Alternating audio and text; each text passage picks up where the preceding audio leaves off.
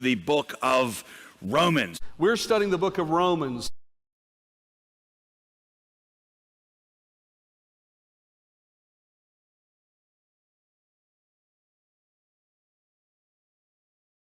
St. Augustine, 1,500 years ago, said that in Romans, all the shadows of his personal doubt were dispelled. St. Augustine came to faith in Christ reading the book of Romans. And he said of the book of Romans, all the shadows of doubt were dispelled. Martin Luther, The great reformer Martin Luther, justification by faith, justification by faith, the Protestant Reformation. the Great Reformation. So right now, here's what I want you to do. I want everybody at all of our campuses take out a pen, and I want you to write your name in that journal, okay? And your phone number and your email address or some way to get a hold of you so that when, not if, but when, I know you people, you lose it. And I want you to do something else. At the front of that notebook, would you put your name and your phone number in there? Because some of you dudes are going to leave that thing here today, I promise you. In Romans, Paul works through the most important and most pressing questions ever considered by the human race. Whether you are a Christian or not, or religious or not, the most important questions ever pondered by people in the human race, he does so with meticulous logic. Romans tackles the most important questions ever asked. And Paul does it with the most meticulous logic. Paul's logic in this book is so meticulous that for the first 100 or so years of Harvard Law School, first-year students were required to work their way through Romans, not for religious reasons, but because of the careful way that Paul builds the argument there. As a matter of fact, I don't know if you know this or not, but 100 years ago, for 100 years, the first 100 years of Harvard Law School, all freshman law students were required to read and study the book of Romans. Why? Because they wanted to teach them how to make an argument in court. Paul's central subject in this book is the gospel. What is the central subject of the book of Romans? It is the gospel of Jesus Christ. Every spiritual awakening that I know of has included some kind of study of the book of Romans. By the way, every great awakening has been tied to a study of the book of Romans. Notice, it is the power of God, not contains the power of God or... Now note something here. Paul says that the gospel is the power of God. He doesn't say it contains the power of God. Y'all consider this for a minute. The gospel is the only thing in the whole Bible, other than Jesus himself, that is ever referred to directly as the power of God. The only other thing the New Testament shows us or says is the power of God is Jesus. A little interesting factoid here. When dynamite was first invented in the 18th century, its name was derived from the Greek word that Paul uses there for power. The word in Greek is dunamos. They use that word to get our word dynamite from. Note this too. He uses the word dunamis, the word power. Now what's interesting about dunamis, in the 18th century, when someone invented dynamite, they went to a Greek lexicon and they looked for a word for power and they found the word dunamis and said, okay, we're going to call it dynamite. Now, of course, Paul didn't know anything about dynamite. Paul had no clue what a dynamo was or a dynamite was. I've heard it said before that the laws and the regulations and the guidelines of religion, they function like railroad tracks, showing us the direction that we should go, but powerless to move the freight along the tracks. You see, your New Year's resolutions and mine and your religious experiences and mine are like railroad tracks of a place we'd like to go to, but there's no power in those tracks. In fact, I would go so far as to say that if you think that you're generally a good person, if you think, oh, the Christian life is not that big of a deal, I can live the Christian life, it's because you've never actually really tried. It's just still a theory to you. Because try to be pure in your heart for just one afternoon. Try to be without jealousy, without hatred, without rebellion, without pride. The reason some of you think of yourselves as good people is that you've never really had to try to be good. You were raised good. You have good genes and good heredity. Try living 1 hour without hate. Try living one moment without lust or jealousy or envy or rebellion in your heart. Now, at this point, you're saying, well, wait a minute, JD, I already know the gospel, okay? You say, Pastor, I already know the gospel. Can't you preach on something else? I mean, you guys know me. I want to be practical. I want to be helpful. We'll stop probably in the middle of this series, and I'll probably do a little series on relationships, okay? Why can't you be more practical? You used to be practical. You used to do series on practical things. Well, friend, I want to tell you something. In this series, we're going to study Romans throughout the whole year, but we're going to take a couple of breaks. And one of those breaks is going to come right after Easter. We're going to do a marriage and family series. Your life just isn't going to change that much when Uncle JD stands up here and gives you some wise insight for living. Right? That can't change you. The gospel is what changes you. So yes, I'm going to try to share practical things along the way with you. Those are practical, real-life issues we will continue to address. But let me tell you something. Old Pastor Ed's wisdom is not enough to get you through this life and into eternity. Only the gospel of Jesus Christ can do that. When Peter wrote his letter to the church, he said that it was the gospel that is the thing that the angels in heaven wish that they could get a better grasp of and grow more intimately familiar with. I want you to think about that for a minute. The angels who see God's face every day. It's got to be hard to impress an angel, don't you think? I mean, think about what angels have seen. We know that angels were present for at least part of the creation. They've seen God create all this stuff. And angels look at this gospel, and Peter says they long to look into it. This gospel is so powerful. How do you impress angels? How do you impress those who watched God speak the world into existence? Peter says the one thing the angels long to get a deeper look at, the one thing they long to be able to experience and taste more of is the gospel. How can you impress angels? But angels look into this gospel of his grace and they long to understand it. Because the gospel, we say, is like a well. You get the best water from the well, not by widening the circumference of the well. You get the best water by going deeper in the well. The well of the gospel is deep, even though the opening to that well is narrow. What does he mean by gospel? Let's ask that most basic question first. Well, first, the word in Greek literally means just good news. First of all, what is the gospel? Look at verse 15. Paul says, I am eager to preach the gospel to you also who are in Rome. The Greek word here is the word euangelion. That may not mean anything to you. It just simply means good news. That's what the gospel is. It's good news. You've heard that before. The most common usage of the word gospel we find is when a general, like a Greek general, would win a battle.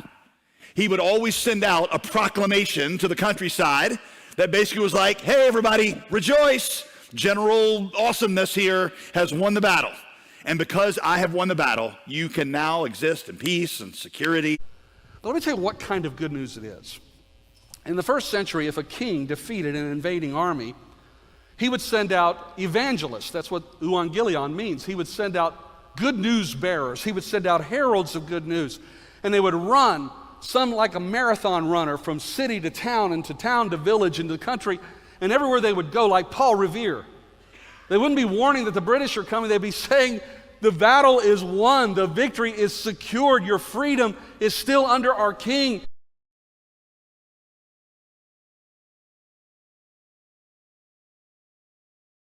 The gospel is an announcement that Jesus has secured victory over sin and over death. It wasn't an invitation to come and join the army. It was a declaration that he had won. And the gospel is not invitation to come and fight for that victory, to come and struggle for that victory, but it is an announcement that you have been given that victory by his grace.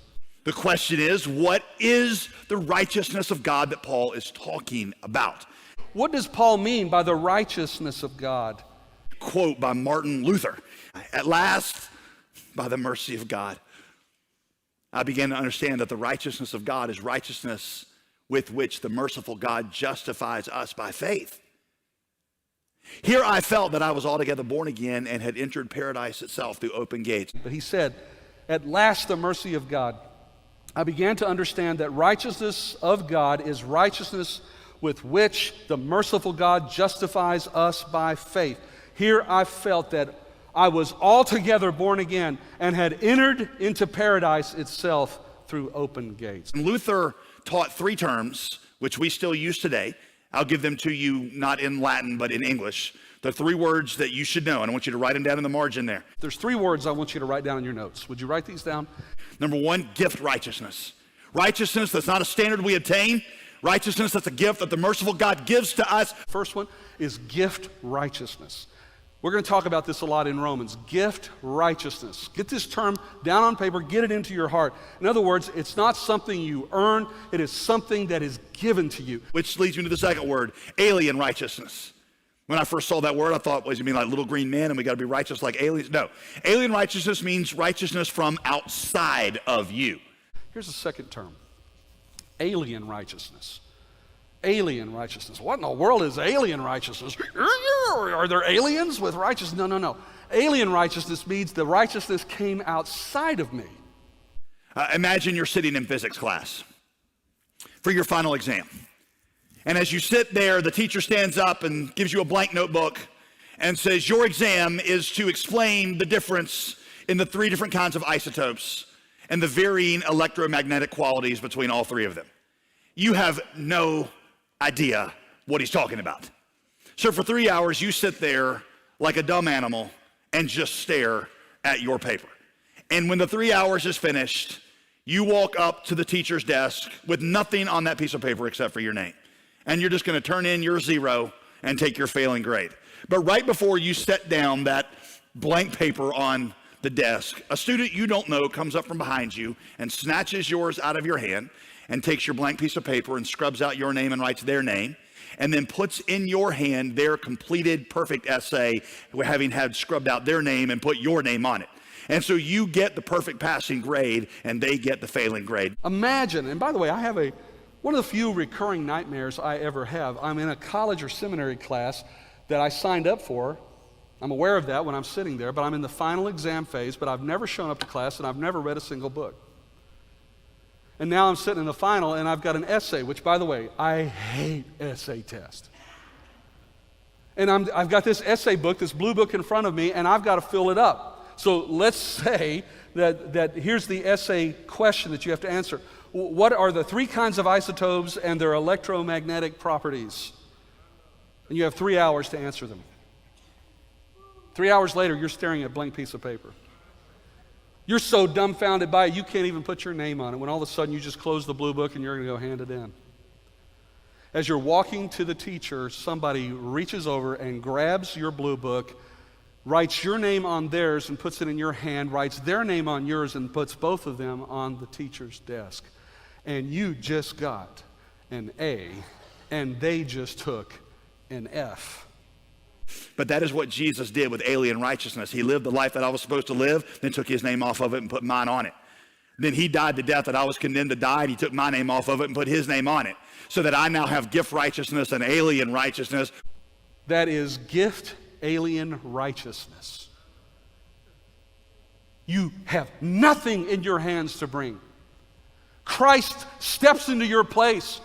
Christ lived the life you were supposed to live but failed to live, and died the death you deserved to die in your place when he was most deserving not to die.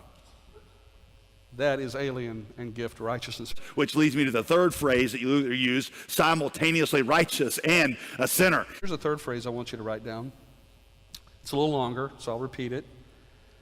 Simultaneously righteous and a sinner. Write that phrase down. You see, in who I am, I know that I'm still a sinner. It's not that I've actually become righteous, but God has declared me righteous while I am a sinner.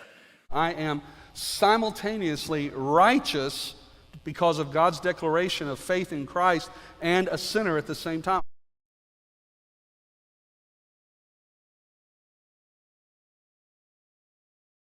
Now let me ask you something. Do you ever see God like Luther did? That his righteousness is a standard you cannot reach. And there's a fear of being condemned or excluded.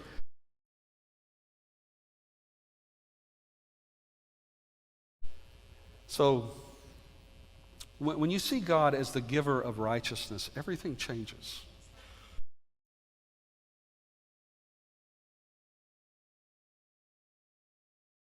Your life is now a grateful response, not a fearful duty. It's not a drudgery to stay on God's good side. John Stott, another great Bible teacher, says it's like a prisoner on death row who is pardoned by the judge. But not only is he pardoned, the judge says, after he pardons him, he hangs around his neck the Congressional Medal of Honor and awards him graduate degrees from the most prestigious university in the land. So that everywhere this prisoner goes from that point on, that prisoner is greeted as a hero who has done amazing, great things rather than a prisoner who has done shameful deeds. John R.W. Stott says, "It is like being a prisoner on death row that not only receives a pardon, but the judge hangs around the prisoner's neck a Congressional Medal of Honor and awards him a graduate degree with all of its honors from a prestigious university. And everywhere the prisoner now goes, he is greeted as a hero who has accomplished great things rather than a prisoner who has done shameful things." People ask me sometimes how I can be so sure that when I die, I will go to heaven.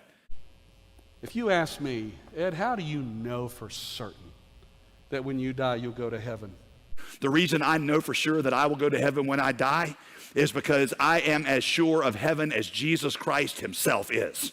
My entrance is as sure as Jesus' entrance into heaven. Why? Because Jesus became my righteousness. Because I have received him as my righteousness. Lastly, Paul said it is to everybody who believes. Everybody. First to the Jew, and then to the Greek. Everyone who believes. To the Jew first and also to the Greek. That's the whole world. Jews were the first people to receive salvation, and that made sense to the Jews. They were religious. But then God says, through you, I'm going to take it to the Greeks and to the Gentiles, which did not make sense to the Jews because the Gentiles, in their view, were the worst kinds of people. Historically, Gentiles were the oppressors. They had these perverse, weird sexual practices, had almost no concept of family. Salvation was offered first to the Jews, and through these amazing people, God brought it to the Gentiles. Jews had a hard time with this. And for obvious reasons, the Gentiles oppressed them. The Gentiles' sexual behavior and perversion was corrupted. They had no concept of family. Literally no human has ever existed on the face of the planet Earth that the power of God is not able to save and restore if you believe. No one here, under any circumstance, listen to this, nobody listening to me on this campus or at our West Campus, no matter what your circumstances are beyond the grace of God. That includes you. You said, no, you don't understand. I am way messed up. You don't know how many relationships I've destroyed. You don't know what I carry in here. My friend, I got good news for you. That word, everyone, that has to include you. You're like, I don't get it. Here, listen. Jesus created the world in 6 days with just the word of his mouth. You say, well, Pastor, I'm just so messed up. I don't know that anything can be done for me. Friend, the God who spoke this world into existence through his Son, Jesus Christ,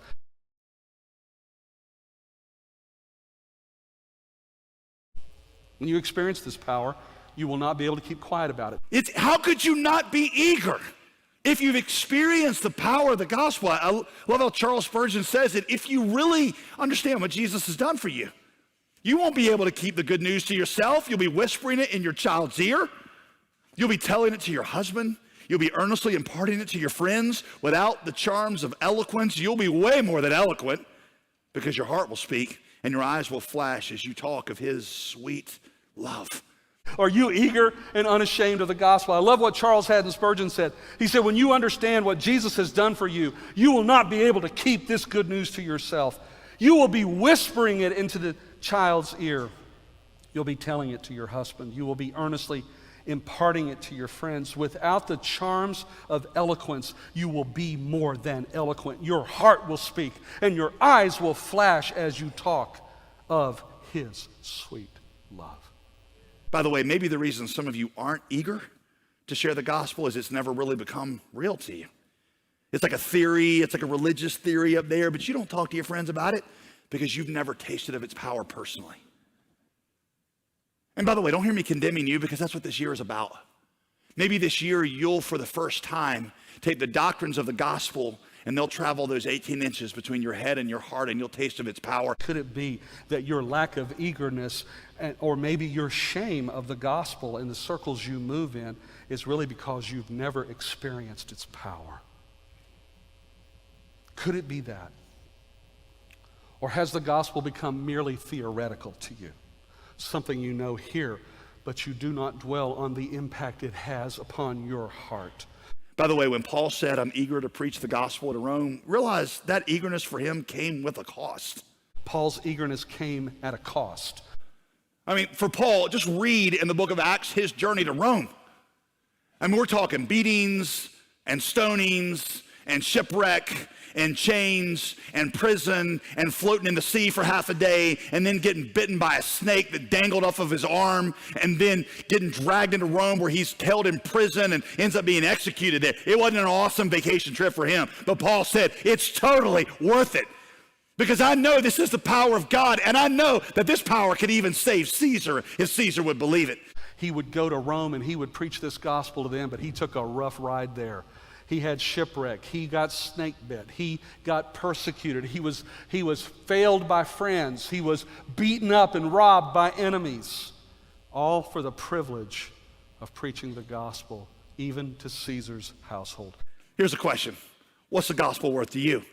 What is the gospel worth to you? I'm going to tell you what this means for us as a church this year. Second question, what's the gospel worth to Redemption Church? As your pastor, I need you to understand that I always want to keep us focused on the gospel. Why? Because it is itself the only power of God. Your life just isn't going to change that much when Uncle JD stands up here and gives you some wise insight for living. So this means that we must focus on the gospel above all else. You say, Pastor Ed, I think what we need is just wisdom. If you could just give us wisdom, even if you have to steal it from somebody, just give us wisdom how to live. We're going to do our very, very best to always stay focused on the gospel as our mission. Because there's a lot of secondary agendas, important agendas, things that are important in society that could take us away from our primary agenda. You understand, that's one of the reasons, if you've been around here, that's one of the reasons you know that I avoid any kind of political engagement. It's not that I don't have political opinions. And so let me say there's a couple of things real quickly I want to say, just to be clear, that we must be on guard for in 2020 and beyond, because this is a very unique year. First of all, I think one of the things that could get in our way is politics. Politics could get in our way. Now, I want to just tell you, I have deep political convictions about our country. One of the most riveting, maybe jolting stories, I think, in the Bible or in Jesus' life is John 6, where Jesus feeds the 5,000 with 5 loaves and 2 fish. Read the story. Immediately after he gets done, everybody in the crowd wants to make him king. Why? If this dude can do that with 5 loaves and 2 fish, what could he do in the stock market? This guy can end world hunger. What does Jesus do? He runs. He leaves. He retreats. He goes up on the mountain and hides. Then he comes back at the end of the chapter preaching the gospel. What was so important to him that he would even forego solving world hunger, preaching the gospel? Second thing that could get in our way are other agendas. Jesus fed 5,000 in John chapter 6. They tried to make him king, but he ran from them. He went to the other side of the sea. Why? Because his mission wasn't to feed the world. Now, we should feed the world, and we should help ministries, and we should take care of the poor, and we should seek racial justice in our community. But listen to me. Our prime message is the gospel of Jesus Christ. It's why we don't build this church around our own cultural preferences. There's a third danger I see for us, and that is cultural preferences. We've got to figure out what to do to get the gospel accessible to our community. God has not just called us to reach one kind of person. We tend to keep to our own kind. We tend to keep to our own communities. The definition of a multicultural church is that at some point you get uncomfortable. And we need to get comfortable with being uncomfortable around people who don't think like us, look like us, vote like us. All right? That's what it means for us as a church. Here's what it means for you personally. 2 things real quick, okay? 2 things real quick. Paul's prayer for the Colossians, in Colossians and Romans, was that the gospel would go deeper in them and then wider through them in the world. Deeper in you, deeper in you. What does it mean for you and me? Here's how I want to close today. Paul prayed for the church at Colossae in Colossians 1:10. He says, I want you to walk in a manner worthy of the Lord, fully pleasing to him, bearing fruit in every good work and increasing in the knowledge of God. 2 things I want to challenge you to do. Write these down. Number 1, go deeper with Christ. Go deeper with Christ. Bring it back every week. Take notes in it. Man, let's shake every apple we can off this apple tree in the space that we've got here, okay? Memorize the verses. Which means you bring your journal every week, you take notes, you memorize scriptures that we're going to give you to memorize.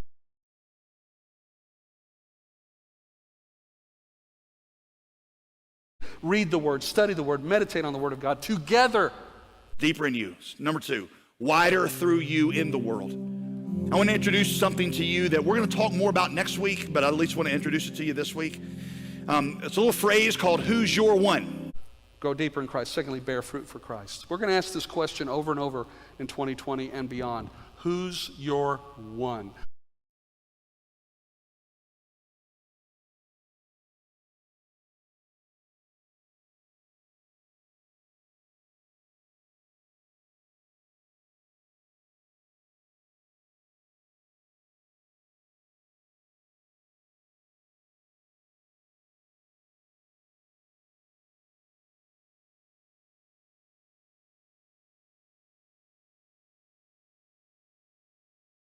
You say, Pastor Ed, I think what we need is just wisdom. If you could just give us wisdom, even if you have to steal it from somebody,